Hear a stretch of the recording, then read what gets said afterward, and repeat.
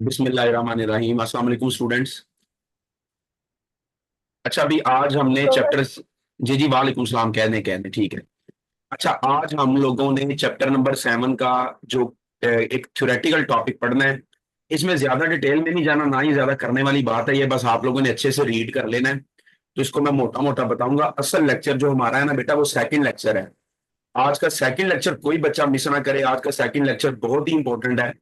आज के second lecture के बाद आप लोग ये फील करेंगे कि यार ऑर्गेनिक केमिस्ट्री जो है ना वो आ जानी है। ठीक है। तो सेकंड लेक्चर जो होना ना 12:10 पे बेटा, वो किसी ने भी मिस नहीं करना किसी भी सूरत में। वो बहुत ही इंपॉर्टेंट है। और जब मैं आपको वीडियो लिंक भेजता हूँ यूट्यूब चैनल पे का, तो उसको खोल के जरूर सुन लिया करें। कहीं को मसला हो तो आप लोग वहां पे कमेंट सेक्शन में पूछ लिया करें। ठीक है। तो अभी मेरे बच्चों हम लोग करते हैं। आज एक छोटी सी चीज पढ़नी है पहले, इंपॉर्टेंस ऑफ ऑर्गेनिक केमिस्ट्री।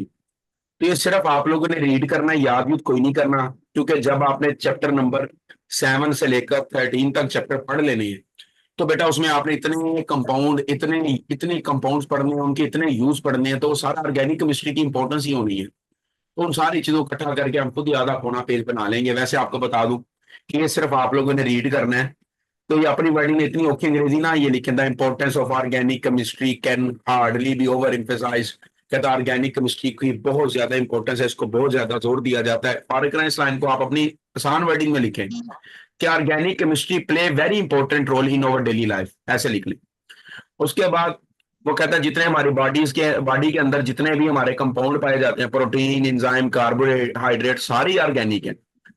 हम सब लोगों की जिंदगी ऑर्गेनिक कंपाउंड का मोहताज है। हम जितनी क्लोथिंग ले रहे हैं, कपड़े पहन रहे हैं, दवाइयां खा रहे हैं, खुराक खा रहे हैं, ये जो कुछ हम लोग ले रहे हैं, ये जो कुछ हम यूज कर रहे हैं, हम प्लास्टिक यूज कर रहे हैं, सिंथेटिक रबर यूज कर रहे हैं, प्रिजर्वेटिव। प्रिजर्वेटिव ऐसी चीजों को बोलते हैं जो किसी चीज को महफूज करता है। हम पेंट्स कर रहे हैं, ये ले रहे हैं, वार्निशेस ले रहे हैं, टेक्सटाइल। अबीरा बेटे आपके मोबाइल में है, वाइब्रेट कर रहा है। अगर मसला है तो बेटा म्यूट कर लेना आप अपने आप को। उसके बाद पेस्टिसाइड्स है। पेस्टिसाइड का मतलब जो पेस्ट को मारे, कीड़ों को मारे। डिटर्जेंट है, कॉस्मेटिक्स की चीजें हैं, Pfizer beauty cream, fair and lovely. ठीक है। ये सारी चीजें जो डाइज है, डाई और पेंट में फर्क है बेटा। आप अपने बालों को पेंट नहीं करवाते। अब आपने किसी शादी पे जाना और आपका दिल करे कि क्यों ना आज बाल ग्रीन करके जाऊं, तो बेटा फिर आप लोगों ने किसी पार्लर जाके अपने बालों को डाई करवाना है। आपने किसी रंग रोगन वाले भाई के पास नहीं जाना कि भाई जी मेरे बालों को रंग कर दो। ठीक है जी। तो ये सारी की सारी चीजें मैं बता रहा हूँ, ये सारी की सारी ऑर्गेनिक है। तो बस ये रीड कर लेना, याद यूद करने की जरूरत नहीं है। अब आ जाए सोर्सेज ऑफ ऑर्गेनिक कंपाउंड। तो बेटा यहाँ पे देखें, लिखा हुआ है पेट्रोलियम, उसके अलावा कोल यानी कोयला, और नेचुरल गैस यानी सुई गैस, ये जो गैस जमीन से निकलती है। ये सारी की सारी चीजें रिजर्वायर है। रिजर्वायर का मतलब जरिया किसका? ऑर्गेनिक कंपाउंड का। तो दुनिया में ज्यादातर ऑर्गेनिक कंपाउंड जो हैं वो पेट्रोलियम से, जो कि लिक्विड फॉर्म है, कोल यानी सॉलिड से, और नेचुरल गैस यानी गैस से हासिल होते हैं। इन चीजों को जो ऑर्गेनिक कंपाउंड देती हैं इनको बोलते हैं फॉसल फ्यूल। तो भाई मुझे को बच्चा बताएगा फॉसल किसे कहते हैं? मैं खुद पूछता हूं। अच्छा जी, खुद आप लोगों से मैं पूछता हूँ, मुझे ये बता दें। सईदा मशल जारा, मशाल जारा, अपने आप को अनम्यूट करें। जी सर। बेटा ये फॉसल किसे कहते हैं? फोसिल फ्यूल्स वो होते हैं जो अपनी फॉर्मेशन करें बैक्टीरियल और केमिकल डिकम्पोजिशन यानी प्लांट्स और एनिमल से लॉन्ग टाइम के जरिए इसे फोसिल फ्यूल्स कहते हैं। अच्छा, कर लिया सर्च? ऑनलाइन क्लास का ये फायदा, टीचर सवाल पूछता है, बच्चे फौरी जो है चैट नहीं सर, जीपीटी। मेरे सर्च करने का टाइम ही कहाँ मिल रहा था, टाइपिंग तो मेरी इतनी फास्ट नहीं है। अच्छा अच्छा। तो फिर बेटा सिर्फ फॉसल किसे कहते हैं? फॉसल। फॉसिल बताया तो है जी, जो बैक्टीरियल और केमिकल डिकम्पोजिशन से प्लांट्स और एनिमल्स की, इसे फॉसिल फ्यूल्स कहते हैं। अच्छा, बात सुने, क्लास में दो जैनब, एक जैनब फातिमा और एक जैनब सैफ है। जैनब सैफ क्लास का हिस्सा नहीं ना है? नहीं। ये रिमूव कर दी है।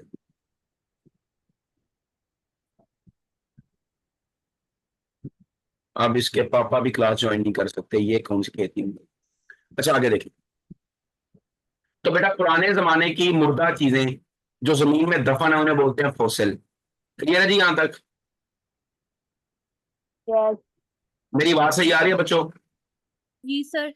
पुराने जमाने की जिंदा चीजों को जो मर गई थी उनको जमीन में दफन कर दिया। Okay okay okay okay. बेटा सिर्फ दो बच्चे अनम्यूट रखे खुद को, एक मैंने वासिया को चूज किया और दूसरा मैंने अबीरा को, ठीक है? यही लोग मेरे क्वेश्चंस का आंसर करें। अगर मैं किसी से वैसे सवाल पूछूं तो वो मुझे बताएगा। तो बेटा पुराने जमाने की चीजें जिंदा जो जमीन में दफन होगी उन्हें बोलते हैं फॉसिल। उन फॉसिल से फ्यूल बनता है, यानी उन फॉसिल को जब आप लोग डीकम्पोजिशन के प्रोसेस से गुजारते हैं, जब अपने आप डीकम्पोजिशन के प्रोसेस से गुजरते हैं, तो कई लाखों करोड़ों साल बाद वो खुद को या पेट्रोल बना लेते हैं, या कोयला बना लेते हैं, या नेचुरल गैस बना लेते हैं। तो ये जो पुराने जमाने की चीजें खुद को कोयले में बदल लें, कोयला भी जलता है। खुद को गैस में बदल लें, गैस भी जलती है। खुद को पेट्रोल में बदल लें, पेट्रोल भी जलता है। तो जलने वाली चीज को बोलते हैं फ्यूल। इस वजह से पुराने जमाने की चीजें खुद को या पेट्रोलियम का शक्ल देती हैं, या कोयले की, या गैस की, और हम इनको जला के हीट पैदा करते हैं। चूंकि ये जलती हैं इस वजह से इनको कहते हैं फ्यूल। तो ओवरऑल नाम क्या बन गया? Fossil fuel. समझ आ गई है बात की? जी सर। ओके। सर मिसाल के तौर पे अगर मैं अगर मैं किसी सफेद रंग की बकरी को जमीन में दफन कर दूं, चिट्टी बकरी है, तो आज से 500 मिलियन साल बाद हो सकता है पेट्रोल बन के बाहर आ जाए। उन्हें कहीं चट्टानों में दफन कर दूं। और अगर मैं ही आज मर के जमीन में दफन हो जाऊं, हैं, तो आप लोग जो है सारे साढ़े बहुत काले थे, सर ने 500 मिलियन साल बाद कोयला बन के बाहर आना है, ठीक है ना? और सर ने बाहर आके शेर सुनाना है, तो चिट्टी में काला हल्ला लाला हल्ला लाला। क्लियर है जी? आगे चले मेरे बेटे? जी यस सर। सर चले। ओके जी। तो बेटा अब इनमें से बारी बारी सबको पढ़ना है, बस इनका हिंट लेना है। एक तो फॉसिल फ्यूल की डेफिनेशन आप लोगों ने कर लेनी है जो बुक में लिखी हुई है। उसके बाद अब आ जाए कोल पे। कोल मतलब कोयला। तो कोल कैसे पैदा होता है? कहता है ये ख्याल किया जाता है जो पुराने जमाने में दरख्त थे ना, और वो दरख्त अर्थ क्रस्ट में दफन हो गए। अर्थ क्रस्ट बेटा जमीन की ऊपर वाली लेयर को बोलते हैं। तो उनको 500 मिलियन ईयर लगे हैं। 500 मिलियन साल बेटा 1 मिलियन 10 लाख के बराबर है। तो 500 मिलियन को अगर लाखों में बदलना है तो इसको जरा 10 से मल्टीप्लाई करके देखें, मेरे को 50 करोड़ साल बनते होंगे शायद। तो 50 करोड़ साल लगते हैं एक लकड़ी को खुद में कोयला बनाने में। तो कहता है कोयला कैसे बनता है कि जब ये जमीन में दफन होता है, इसके ऊपर बैक्टीरिया जो होते हैं वो केमिकल रिएक्शन करवा रहे होते हैं, और लकड़ी सबसे पहले बदलती है जिस कोयले में, उस कोयले को बोलते हैं पीट। क्या बोलते हैं जी? पीट। ओके जी। और ये काम किस तरह होता है कि जमीन के अंदर टेम्परेचर भी बहुत हाई होता है, क्लियर है, और पीट आहिस्ता आहिस्ता खुद को एक नई शक्ल देता है जिसका नाम क्या है? कोल। अब मैं पूछूं हाउ कोल इज फॉर्म, तो अपनी वर्डिंग में लिखें, when dead trees are buried inside earth crust, it takes almost 500 million years to convert that wood into peat after bacterial and chemical reaction. When peat is formed under the presence of high temperature and high pressure, this peat is finally converted into coal. तो ऐसे आप खुद से आप अंग्रेजी मार लें, ठीक है जी? बेटा आवाज Yes, sir. सबको आवाज आ रही है ना? जी सर आ रही है। हाँ, गरीब बंदे ने 150 रुपए वाली हैंड फ्री लगाई है, तो आवाज का इशू आ जाए तो मुझे बता जरूर देना। उसके बाद अच्छा 200 रुपए की अदा नहीं? अच्छा तो पुत्र 50 रुपये बहुते खर्च कर लेने से। अच्छा देखें बेटा आगे है, कोल क्या है? Solid fuel. सारी बात है, कोयला सॉलिड होता है। And become the source of organic compound when subjected to carbonisation और डिस्ट्रक्टिव डिस्टिलेशन। ये आपका एमसीक्यूज है कि कोयले से ऑर्गेनिक कंपाउंड बनाने के लिए कोल के ऊपर कौन सा प्रोसेस लगाते हैं? तो आपने बताना है कोयले के ऊपर जो प्रोसेस लगता है उसे बोलते हैं डिस्ट्रक्टिव डिस्टिलेशन, या उसे बोलते हैं कार्बनाइजेशन। यहाँ पे एक बात बता दूं, बुक ये कह रही है कि जो कार्बनाइजेशन की तारीफ है वही डिस्ट्रक्टिव डिस्टिलेशन की तारीफ है। तो मेरे बच्चों पेपर में कार्बनाइजेशन पूछूं या डिस्ट्रक्टिव डिस्टिलेशन, आपने यही लिखना है जो बुक में है। वैसे मैं आपकी नॉलेज के लिए बता दूं ये दोनों सेम चीजें नहीं है। कार्बनाइजेशन का मतलब है लकड़ी का कोयले में बदलना बस, और डिस्ट्रक्टिव डिस्टिलेशन का मतलब क्या है? किसी चीज को गर्म करना है हवा की गैर मौजूदगी में। अब डिस्ट्रक्टिव डिस्टिलेशन में मेरे बच्चों आप किसी चीज को भी गर्म कर सकते हैं, लेकिन बुक हमें बाउंड कर रही, बुक हाँ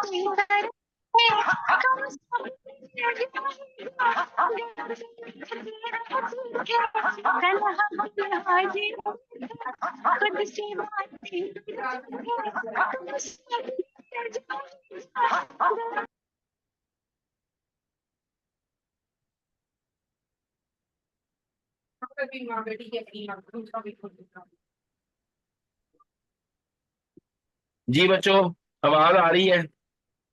जी सर आ रही है। ओके, आगे चलें जी। जी तो मेरे बच्चों, हम ये बात पढ़ रहे थे, एक सेकंड बेटे। Participants mute all. वासिया, जी सर। मैं आपको को होस्ट बनाने जा रहा हूं ताकि सिर्फ आपकी आवाज ही आए, बाकी किसी की ना। ठीक है? ठीक है। जी सर। ओके।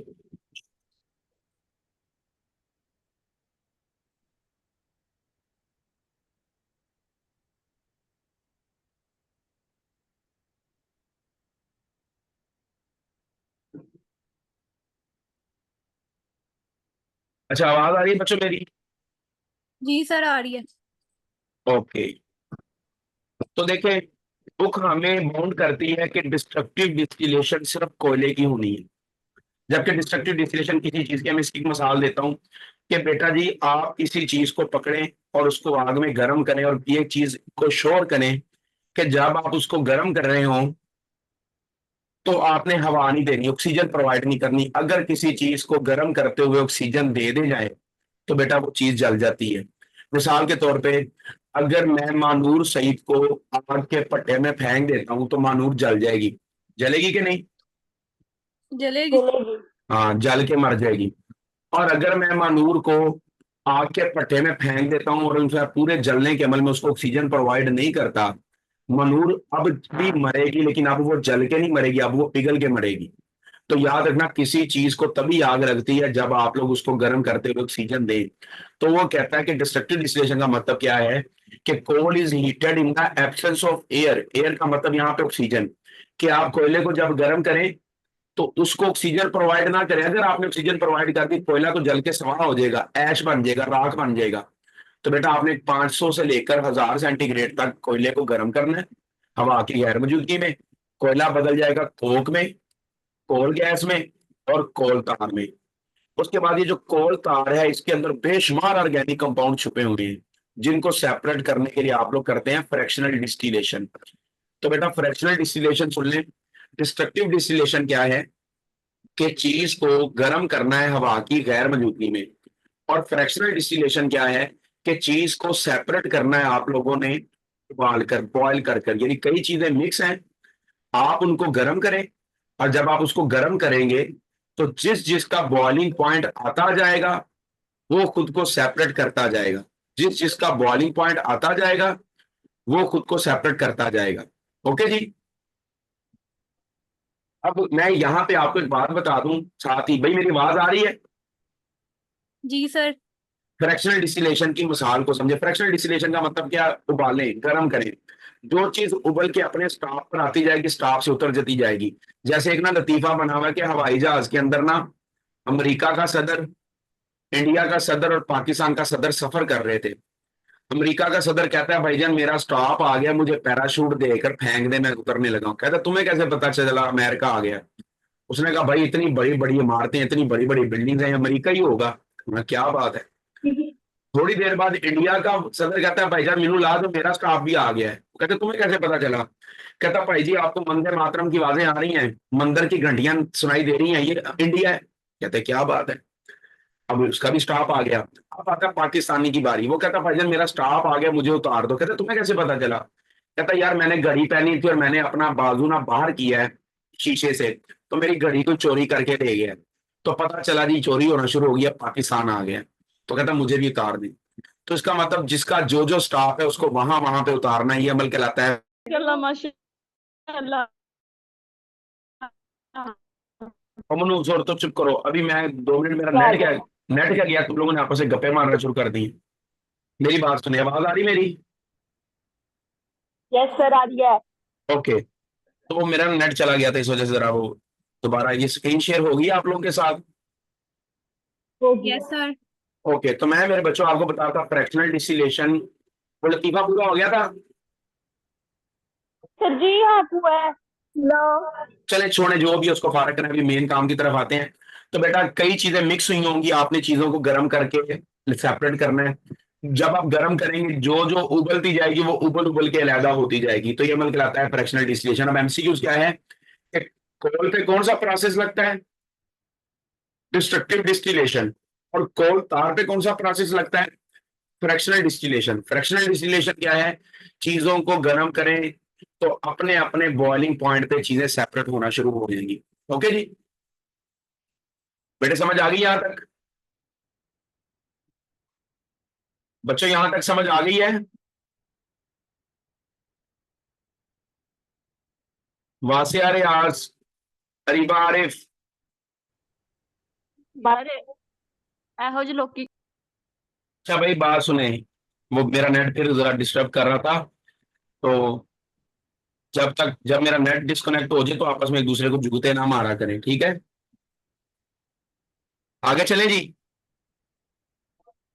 जी सर चले।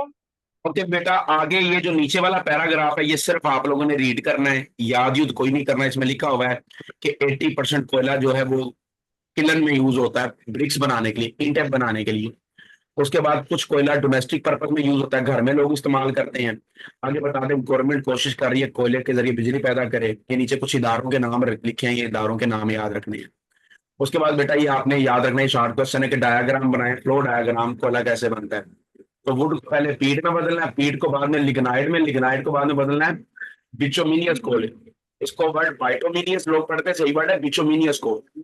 और उसके बाद आपने बनाना है एंथ्रासाइड। आपको याद रहे कि आखिरी दो प्रोसेस में सिर्फ प्रेशर चाहिए, पहले प्रोसेस में सिर्फ डीकंपोजिशन चाहिए और अगले प्रोसेस में टेम्परेचर और प्रेशर हाई चाहिए। बेटे क्लियर है यहां तक? Yes sir. ओके। सर अब काबिल गौर बात अगली क्या है कि आप 10th क्लास की केमिस्ट्री पकड़ लें तो वहां पे इनकी परसेंटेज लिखी है कार्बन की, अपने एक्स्ट्रा नॉलेज के लिए। पीट में 60% तक कार्बन होती है, लिग्नाइट में 70 तक, बिचोमिनियस में 80 तक और एंथ्रासाइड में 90 से 100 तक। तो ये आप लोग ना परसेंटेज वहां से पढ़ सकते हैं। तो आगे चलते हैं जी। इसके बाद है नेचुरल गैस। ये बेटा सिर्फ रीड करना, आपको पता है कि नेचुरल गैस से भी हम एनर्जी बनाते हैं। हम लोग गैस से जनरेटर चलाते हैं, बिजली पैदा करते हैं, गैस से हम लोग घर में खाना पकाते हैं। अलग बात है आजकल गैस नहीं आ रही। तो यहाँ पे लिखा हुआ है कि natural gas is an important means of energy specially for country like Pakistan which are deficient in the production of mineral oil and coal. Pakistan जैसे मुल्क जो बहुत ही गरीब हैं, उनके पास कोयला और पेट्रोल उस तरह से नहीं है, तो उस मुल्कों के अंदर गैस यूज की जाती है। गैस के बारे में याद करना है कि ये डेफिनेशन है, what is natural gas?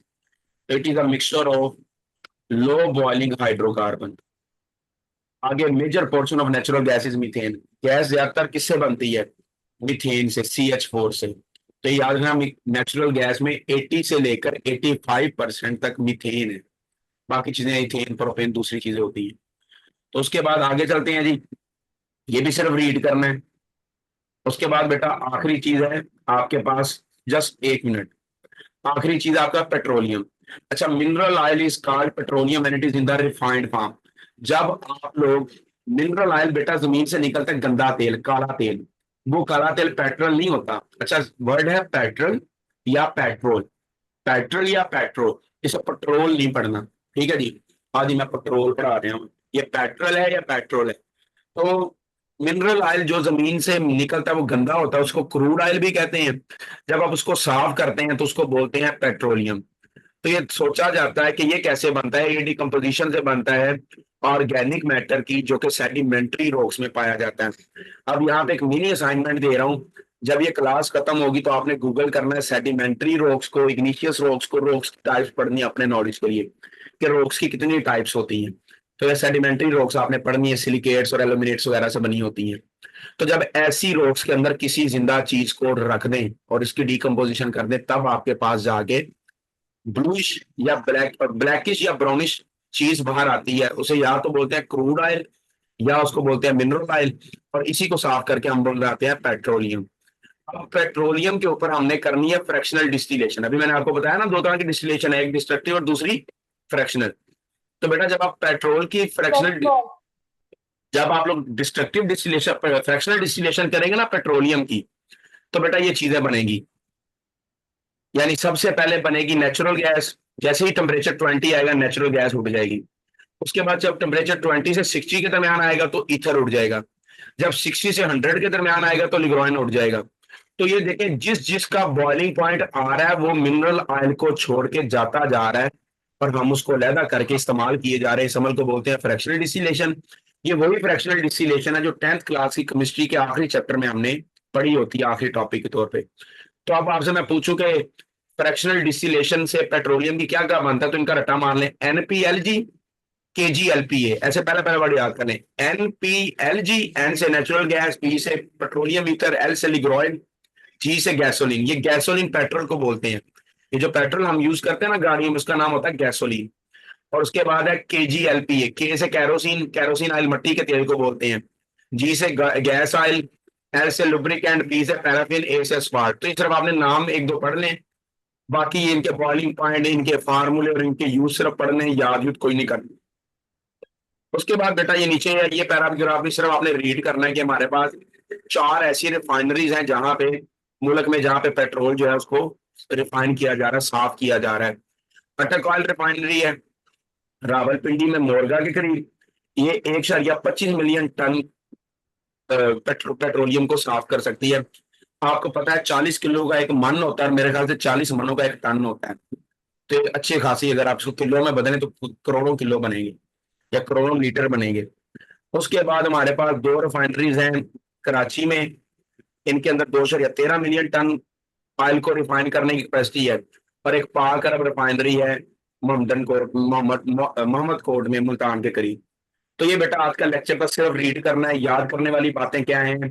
Fossil fuel की डेफिनेशन, फ्रैक्शनल डिस्टिलेशन की डेफिनेशन, डिस्ट्रक्टिव डिस्टिलेशन की डेफिनेशन, कोयले की डेफिनेशन, उसकी फ्लो शीट डायग्राम, और बाकी फ्रैक्शनल डिस्टिलेशन से जो पेट्रोलियम के जरिए चीजें बनती हैं उनके नाम शाम फार्मूले पढ़ देना। यहाँ तक बातें क्लियर हो गई हैं? Yes, sir. अच्छा बेटा अगला लेक्चर बहुत इंपॉर्टेंट है, कोई बच्चा मिस नहीं करेगा, पहली बात। दूसरी बात यह है कि अगले लेक्चर में आप लोग जब मीटिंग में ऐड होंगे तो आप अपनी मर्जी से ऐड नहीं होंगे, आपकी रिक्वेस्ट मुझे आनी है और मैंने आपको ऐड करना है। जैसे देखो ये वासिया रियाज है, तो वासिया रियाज आपने अपना नाम अभी तक उस फॉर्मेट में नहीं लिखा जैसे कॉलेज वालों को चाहिए।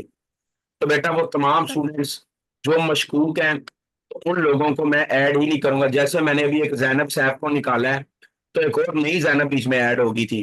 तो मैंने कल भी बताया कि ये जो लिंक है ना, ये आप लोग ही ग्रुपों में आगे पीछे कर लेते हैं, बच्चे ही करते होंगे, तो इससे जरा इज्तनाब करें, ठीक है। बाकी जिन्हें खादियां गाजरा टेडना दे पीड़ सानू की।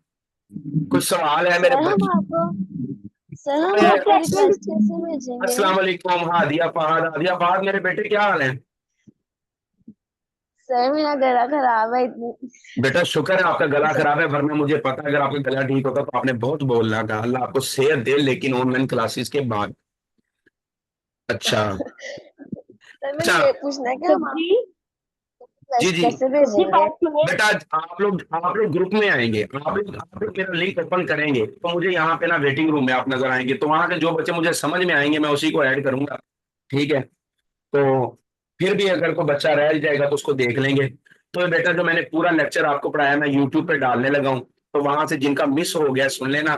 मुझे यूट्यूब पे लेक्चर डालने हैं, वो इसलिए डाले होते हैं कि आप लोगों ने कोई पॉइंट रह जाए तो उसे देख लिया करें, मुझसे पूछ लिया करें। जल्दी करें, मीटिंग एंड करनी है क्योंकि आपकी अगली क्लास शुरू होने वाली है। कुछ पूछना है तो पूछ लें, वरना मैं क्लास एंड करूँ। एक सेकंड जी, फिजा सहर क्या क्वेश्चन है आपका? पेट्रोल और पेट्रोलियम में डिस्कस किया, अगर पेट्रोल की डिफाइन है पेट्रोलियम की डिफाइन है तो क्या लिखेंगे? तो पेट्रोलियम के बारे में आप लिख रहे हैं petroleum is the refined form of mineral oil. और अगर मैं पूछ लूं मिनरल ऑयल या क्रूड ऑयल, तो आपने बोलना है it is found by the decomposition of organic matter between the sedimentary rocks. Okay okay बच्चों, क्या बेटा? फ्रैक्शनल डिस्टिलेशन की डेफिनेशन कहाँ पे है?